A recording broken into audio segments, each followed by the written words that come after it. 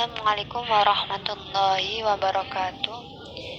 Di sini kami dari kelompok 4 yang beranggotakan yang pertama Fatimah Zahra, kedua Anggi Wayuningrum, dan ketiga Putri Maharani Azhara akan mempresentasikan makalah yang berjudul Kisah Nabi Isa alaihissalam.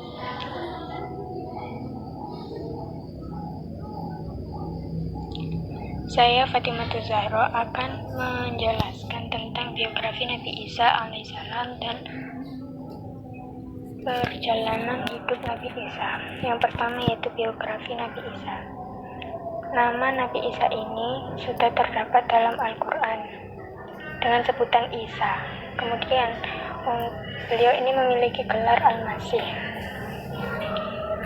Disebut Al-Masih karena beliau ini mengembara ke berbagai negeri dan karena beliau tidak sesekali menyentuh orang yang mempunyai penyakit selain orang itu sembuh dari penyakitnya. Dan kata Al-Masih ini diucapkan untuk Nabi Isa karena nama tersebut merupakan nama julukan raja dari kalangan mereka, yaitu Bani Israel. Nama Nabi Isa ini disebutkan dalam Al-Quran atau kisahnya Nabi Isa itu dalam Al-Quran itu ada 25, disebutkan 25 kali.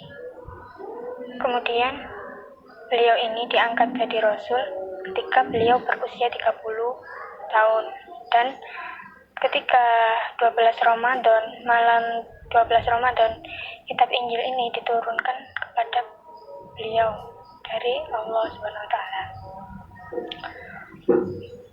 Beliau lahir dari seorang ibu, yakni wanita yang suci dan mulia. Karena Maryam yang bernama Maryam.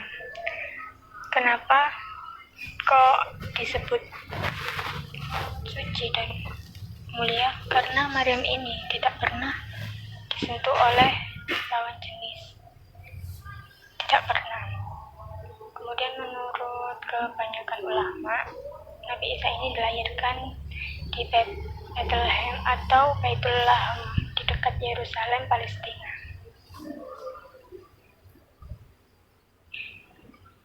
Sekarang menjelaskan tentang perjalanan hidup Nabi Isa. Allah menciptakan Nabi Isa itu tanpa melalui seorang ayah, sebagaimana Allah menciptakan Nabi Adam tanpa seorang ayah dan seorang ibu. Kemudian Allah menyampaikan kabar gembira kepada Maryam melalui malaikat Jibril, yang mana Maryam ini terpilih sebagai wanita yang akan mengandung seorang nabi, di mana itu juga sekaligus menjadi Rasul utusan Allah. Sebenarnya Maryam ini sedikit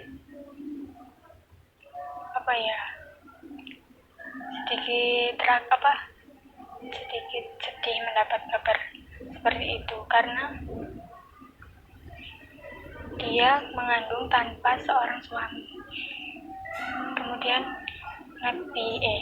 malaikat Jibril menjelaskan bahwasanya ini nanti anak yang dikandung Maryam nanti adalah seorang nabi dan menjadi utusan Allah. Jadi kamu tidak usah khawatir, pasti akan terjaga oleh Allah. Kemudian setelah malaikat Jibril meniupkan ruh kepada Maryam pun dengan izin Allah berhasil hamil atau mengandung. Dan kemudian Maryam itu mengasingkan diri ke kota yang jauh dari kampungnya karena Maryam malu dengan situasi kondisinya saat itu, yaitu hamil tanpa seorang suami. Dan Maryam ini merupakan keturunan dari Nabi. Karena tersebut, maka Maryam mengasingkan diri ke kota yang jauh. Kemudian menjelang kelahiran Nabi Isa. Saat tiba waktu kelahiran Nabi Isa, yaitu seperti umumnya manusia ya, 9 bulan. Maryam ini merasa kesakitan. Kemudian di dalam Al-Quran dijelaskan surat Maryam ayat 23. Maryam berkata, "Wahai betapa baiknya aku mati sebelum ini, dan aku menjadi seorang yang tidak diperhariankan, lagi dilupakan."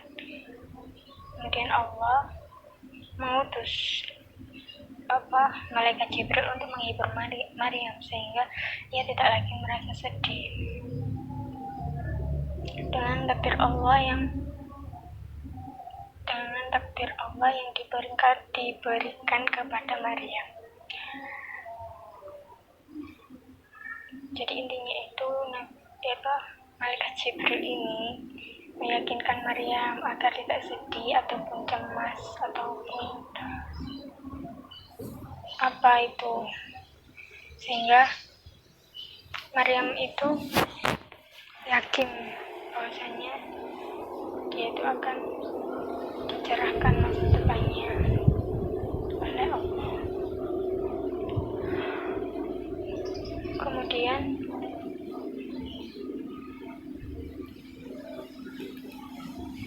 selanjutnya yaitu Nabi Isa berbicara ketika masih bayi.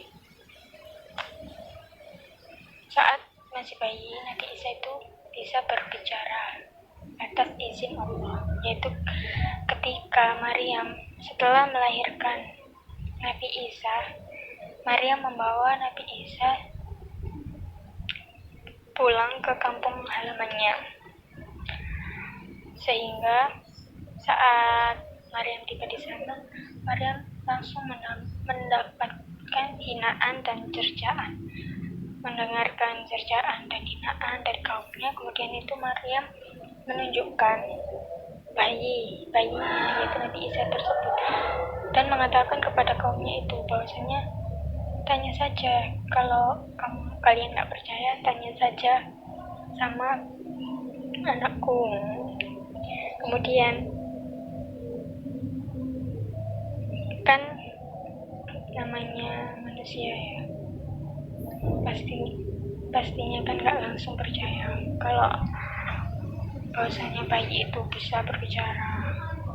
Umumnya kan nggak ada yang seperti itu. Nah, kaumnya itu merasa kalau Maryam itu mengejek mereka dan mempermainkan. Dan ternyata Nabi Isa memang bisa berbicara, seperti yang dijelaskan dalam Al-Quran surat Maryam ayat 29. Nabi Isa berkata, "Sesungguhnya aku ini hamba Allah, dia memberiku kitab Injil, dan dia menjadikan aku seorang nabi, dan dia menjadikan aku seorang yang diberkati di mana saja aku berada, dan dia memerintahkan kepadaku mendirikan sholat dan menunaikan zakat selama aku hidup, dan berbakti kepada ibuku, dan dia tidak menjadikan aku seorang yang sombong lagi celaka." Jadi seketika itu mereka mungkin kaget ya, kok bisa bayi berbicara ketika kok bisa bayi sudah bisa berbicara. Kemudian ya memang itu kehendak Allah, tidak ada yang mustahil bagi Allah. Apalagi yang lahir itu merupakan utusan Allah, yaitu Nabi sekaligus Rasul yang akan menyampaikan risalah tauhid untuk menyembah kepada Allah.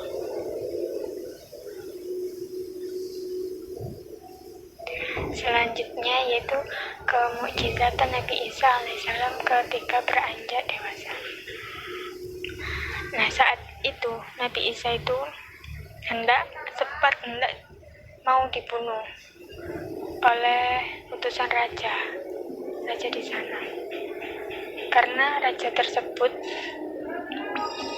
mengetahui kalau Nabi Isa itu memiliki kemukjizatan yang seperti itu. Nah, ketika Maryam tahu kalau Nabi Isa hendak dibunuh, Maryam membawa Nabi Isa ke Mesir. Ketika masih bayi di situ, sampai Nabi Isa umur 12 tahun.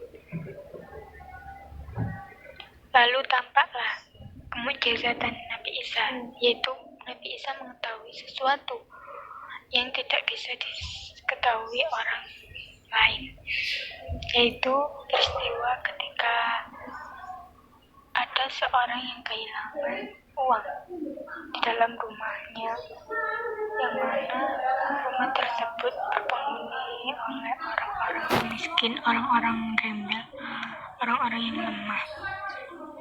Kemudian Nabi Isa itu langsung mengunjungi rumah orang buta dan berkata kepada orang tersebut, "Bawalah tempat duduk ini dan berjalan." Maka orang buta itu menjawab, "Sesungguhnya aku ini tidak bisa melakukan hal tersebut." Kemudian Nabi Isa berkata, "Lakukan saja seperti kamu melakukannya ketika mengambil uang dari kantong yang ada di dalam rumah tersebut." Nah, setelah Nabi Isa berkata demikian, orang buta tersebut mengembalikan uangnya pada pemiliknya.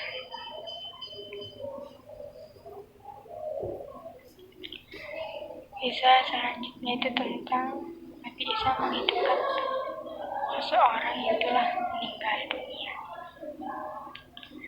Pada saat itu Nabi Isa melihat seorang ibu yang tengah menangisi anaknya yang meninggal, dan anak tersebut merupakan anak satu-satunya dari seorang ibu tersebut.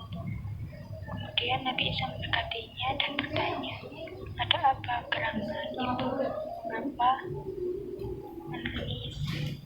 Kemudian ibu itu menjawab bahwasanya dia ingin anaknya itu hidup lagi. Jika tidak begitu, ibu itu akan pulang dan tersenang itu sampai ajalnya menjemput. Kemudian Nabi Isa pun bertanya, "Kalau seandainya kamu dapat melihat lagi, apakah kamu akan pulang ke rumah?" Dan ibu itu menjawab, "Iya, saya akan pulang ke rumah."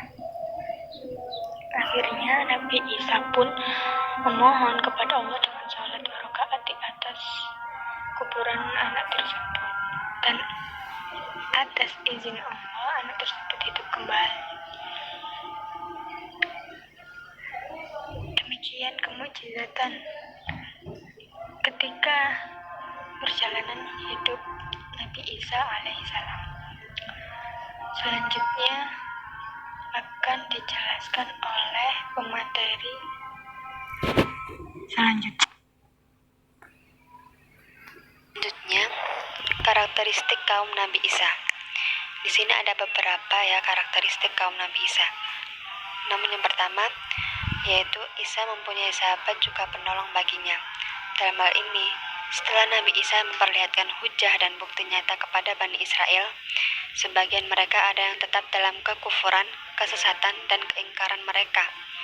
Kemudian maka Allah memilih sekelompok orang dari kaum Bani Israel yang baik untuk dijadikan sahabat dan penolong bagi Nabi Isa alaihissalam. Dalam hal ini dijelaskan pada firman Allah surat As-Saff ayat 14. Dalam surat ini dijelaskan bahwasanya kaum Nabi Isa itu terdiri dalam golongan Bani Israel yang beriman, juga ada yang golongan Bani Israel yang kafir. Dan yang mana kaum Bani Israel yang beriman inilah dijadikan oleh Allah sebagai penolong dan sahabat dari Nabi Isa. Selanjutnya, karakteristik kaum Nabi Isa yang kedua, yaitu kaum Nabi Isa ketika diberi kabar. Seperti yang telah diketahui, bahwasanya Isa bin Maryam adalah Nabi bangsa Israel yang terakhir. Ia telah menyatakan di hadapan kaumnya saat berkhutbah bahwa nanti akan datang nabi terakhir yang akan menggantikannya. Ia juga mengisyaratkan nama nabi tersebut dan mendeskripsikan sifat-sifatnya.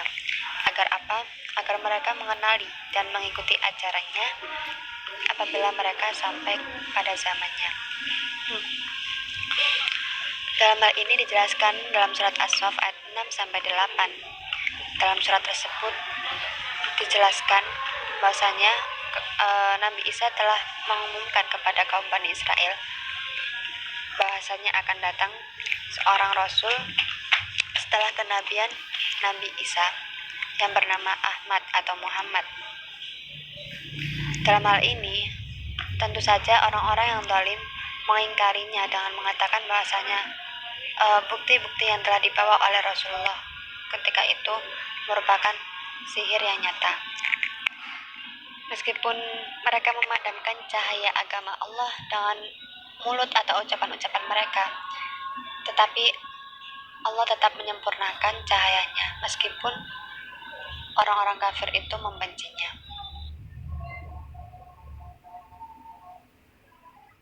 Selanjutnya, ketika Nabi Isa mengajak Bani Israel dan kaum lainnya untuk kembali kepada Allah, namun di antara mereka ada yang beriman dan ada yang kafir tentunya. Adapun orang-orang yang beriman di antara mereka adalah penduduk Antioquia seluruhnya, sedangkan kaum mereka yang kafir kepada Isa dari Bani Israel adalah para pemeluk agama Yahudi seluruhnya. Dalam hal ini, karakter yang paling jelas dan paling utama dari orang-orang Bani Israel adalah bahwa mereka membangkang kepada Tuhan dan ingkar kepada firman Allah. Ini terbukti dari sikap mereka yang congkak dan melampaui batas terhadap Allah dan firman Allah, para rasul, malaikat, dan hamba-hambanya yang bertakwa.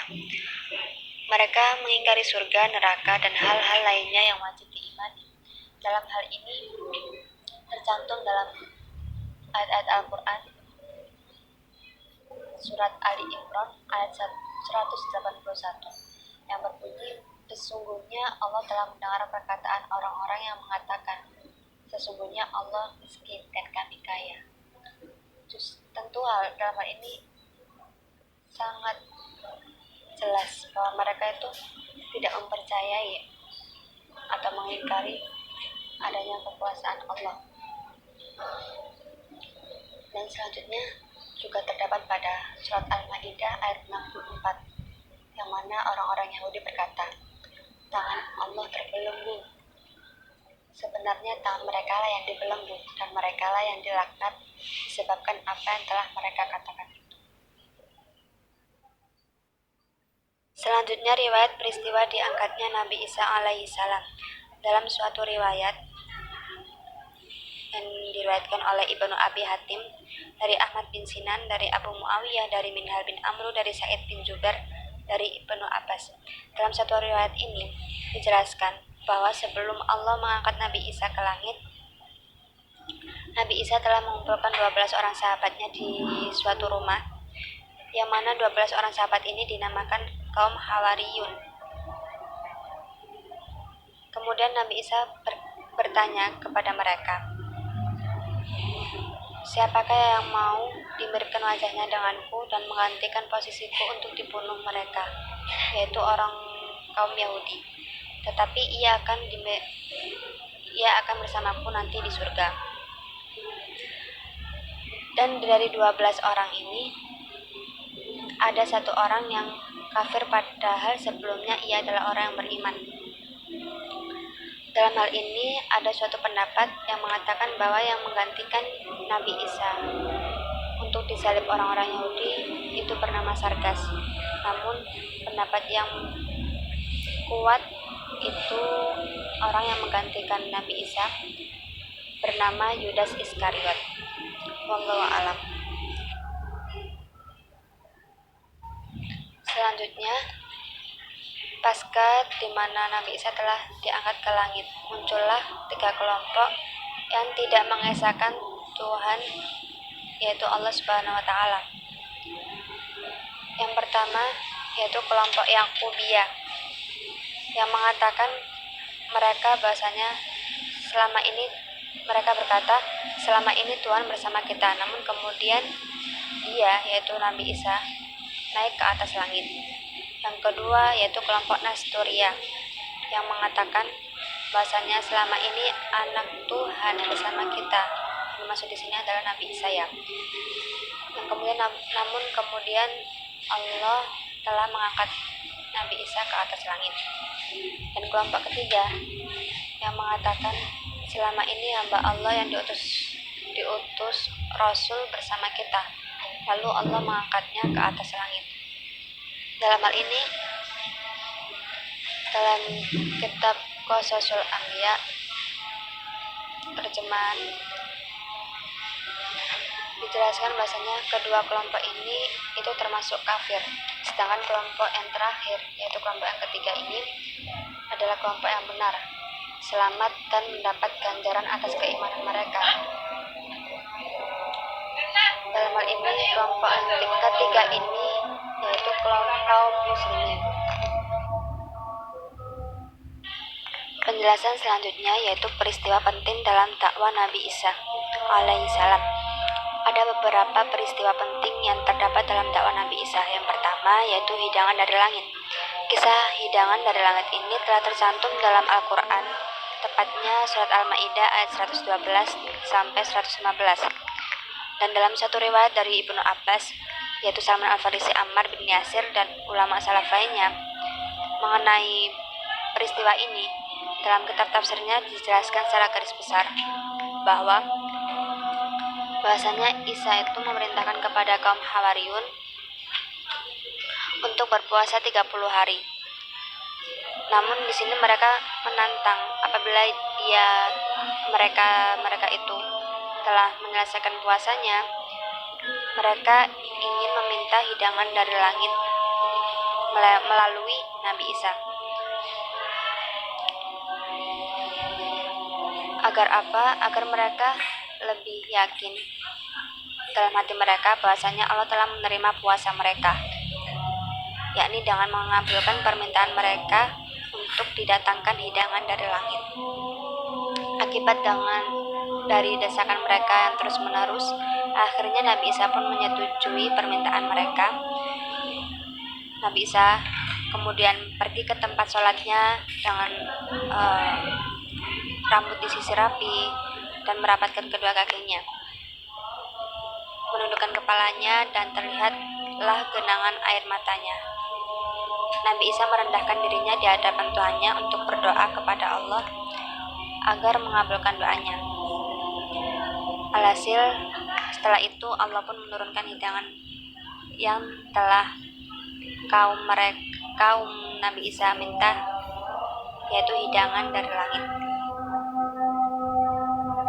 Selanjutnya peristiwa penting dalam dakwah Nabi Isa yaitu Nabi Isa diangkat ke langit. Kenapa hal ini? Kenapa Nabi Isa yang diangkat ke langit itu menjadi peristiwa penting dalam dakwah Nabi Isa? Sebab telah diterangkan dalam surat Ali Imran ayat 54 sampai 55, yang mana surat ini menjadi bukti atau dalil untuk membantah kaum Yahudi dan Nasrani terhadap dakwaan Nabi Isa yang disalib. Padahal sangkaan Nabi Isa yang disalib itu tidak benar adanya. Ketika Allah berfirman, "Wahai Isa, aku mengambilmu dan mengangkatmu kepadaku, serta menyucikanmu dari orang-orang kafir, dan menjadikan orang-orang yang mengikutimu di atas orang-orang kafir hingga hari kiamat tiba. Kemudian kepadaku lah engkau kembali, lalu aku beri keputusan apa yang kamu perselisihkan."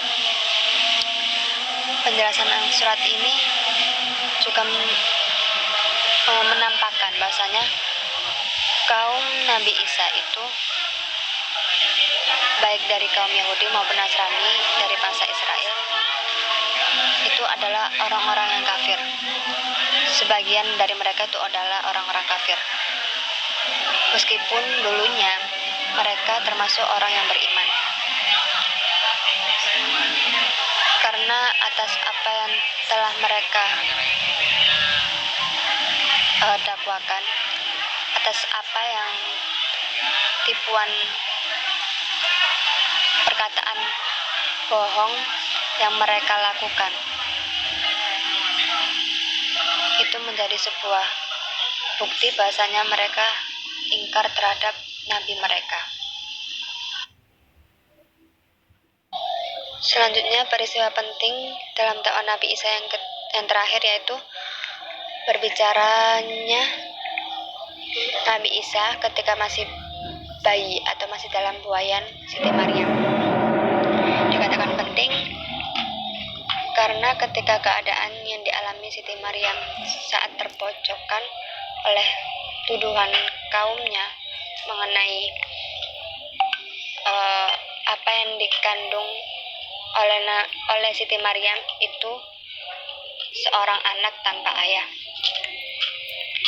Sehingga di sini Maryam tidak dapat berkata apapun lagi dan hanya bisa bertawakal dan berserah diri kepada Allah. Nah, disinilah Allah mengulurkan pertolongannya.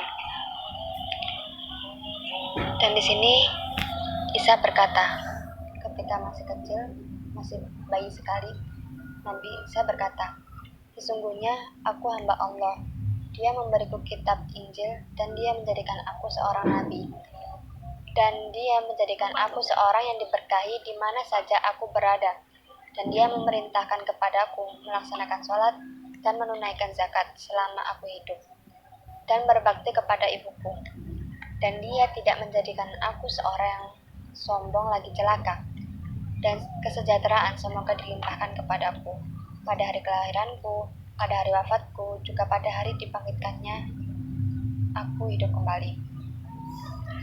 Nah, di sini perkataan Isa menjadi pernyataan bahwa ia menyatakan diri kehambaan dirinya terhadap Tuhan. Dia mengaku dia hanyalah seorang hamba dari Tuhannya. Nah, hal tersebut sekaligus menjadi bantahan atas prasangka para pengikutnya yang dolim yang menyangka bahwa ia adalah anak Allah, karena Isa telah menyatakan bahwa dia hanyalah hamba Allah. Hikmah dakwah Nabi Isa alaihissalam. Yang pertama yaitu dalam kisah Nabi Isa alaihissalam terdapat perbedaan penafsiran baik dari Al-Quran maupun Alkitab, yakni kelahirannya dipertuhankan dan kematiannya. Yang nomor dua, yakni dengan kisah Nabi Isa alaihissalam maka keyakinan kita terhadap kekuasaan Allah semakin bertambah. Yang ketiga, yakni dengan mengetahui kisah Nabi Isa alaihissalam maka kita dapat mengetahui bahwa setiap nabi yang diutus oleh Allah mendapat cobaan dan ujian. Bukan hanya Nabi Isa alaihissalam, tetapi nabi-nabi sebelumnya juga menerima ujian. Bahkan nabi setelah Nabi Isa alaihissalam, yakni Nabi Muhammad SAW, menerima ujian yang sangat berat. Keteladanan Nabi Isa alaihissalam. Yang pertama yakni amanah. Dalam hal ini dapat dicontoh ketika Maryam, ibu Nabi Isa alaihissalam, diberikan amanah untuk melahirkan seorang nabi, sedangkan ia sendiri tidak pernah disentuh oleh laki-laki dan masih perawan. Dengan senang hati ia menerima kehamilannya itu karena hal tersebut amanah dari Allah. Yang kedua yakni kesabaran. Maryam dalam keadaan hamil dan sampai pada proses melahirkan ia jalani. Saat itu ia mendapat tuduhan berzina oleh kaumnya dan anak yang dilahirkannya adalah hasil perzinaan. Akan tetapi Maryam hanya bersabar dan menyerahkan semuanya kepada Allah Subhanahu wa taala. Sehingga keajaiban dan pertolongan Allah kepada Maryam diperlihatkan kepada kaum Yahudi. Yang ketiga yakni rendah hati. Nabi Isa alaihissalam dalam berdakwah dibekali dengan beberapa mukjizat untuk memperlihatkan kepada umatnya bahwa ia adalah seorang nabi. Akan tetapi mukjizat yang dimiliki ada kaum mengklaim bahwa Nabi Isa alaihissalam adalah Tuhan. Ketika ditanya oleh Allah bahwa ia mengatakan kepada umatnya bahwa aku ini adalah Tuhan, maka Nabi Isa alaihissalam menjawab dengan kerendahan hatinya bahwa ia hanyalah seorang nabi yang diutus oleh Allah dan menyuruh untuk menyembah Allah. Baik, sekian dari penjelasan presentasi makalah kami Sirah Nabawi. Kemungkinan dari penjelasan kami ada yang kurang jelas maupun ada kesalahan dalam pengucapan, mohon dimaklumi. Dan semoga penjelasan kelompok kami pada hari ini bisa bermanfaat bagi kita semua. Kurang lebihnya sekian.